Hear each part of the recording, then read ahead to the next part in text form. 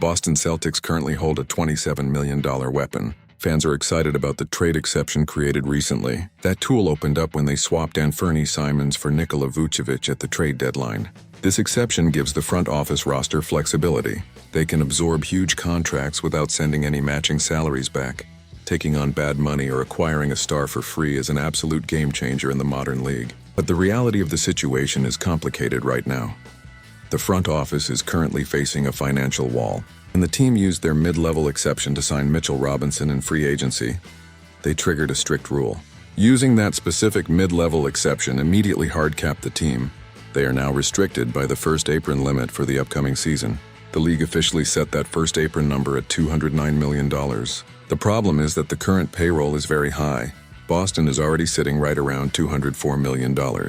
That means the front office only has roughly $5 million of breathing room remaining this year. They are officially just $4 million away from that hard cap limit. Because of this strict threshold, the team faces major restrictions. They cannot simply use their trade exception to absorb a giant contract right now. For several weeks, the rumor mill has constantly linked the team to a rising star. Many analysts want Boston to acquire New Orleans Pelicans forward Trey Murphy. His salary for next season fits perfectly into the trade exception. But acquiring a talented player like Murphy is no longer simple. The team cannot just absorb his salary and send draft picks back to New Orleans. Taking on his entire contract would push the team completely over the first apron boundary. The new collective bargaining agreement strictly forbids crossing that hard cap line. To bring his money onto the books, the team must send money out. The front office would be forced to send out roughly $22 million in salary. That means any trade for the young star requires a major sacrifice. They would almost certainly need to ship out a major rotation piece. Players like Paul George or Derek White would likely have to leave town to make the math work out. Before we dive deeper into these salary cap mechanics, I have a quick favor. Please take a second to like the video and subscribe to the channel. Your support helps us analyze these wild front office strategies all season long. Sending out a star like George or White completely changes the equation. It removes the original benefit of having a huge trade exception in the first place. The point of the exception is to add talent without losing current depth. The front office could still use the exception to recoup solid value.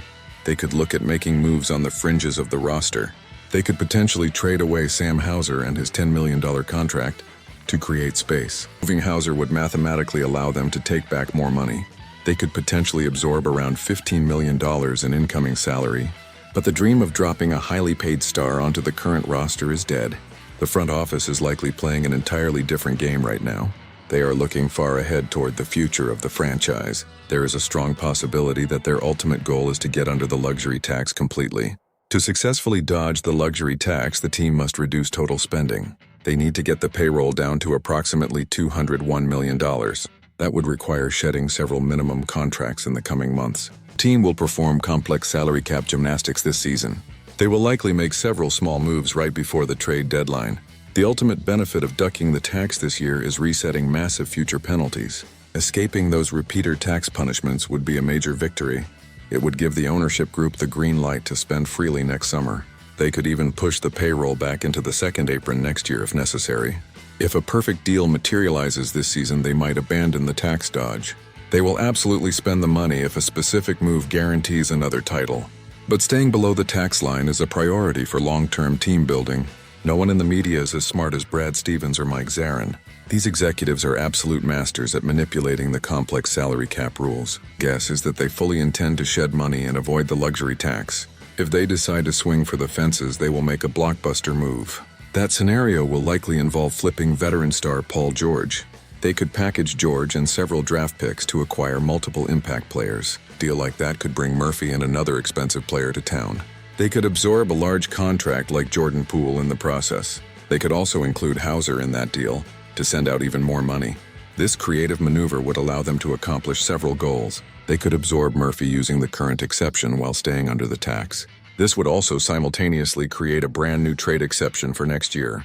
By pulling off that complex maneuver, the team would secure their future. They would reload the roster for a title run while maintaining complete financial freedom. The organization would have the absolute luxury to go all in next summer. They would be armed with large expiring deals and tons of draft equity. It may be much easier said than done, but this appears to be the master plan. The front office is carefully navigating a financial puzzle to sustain the dynasty.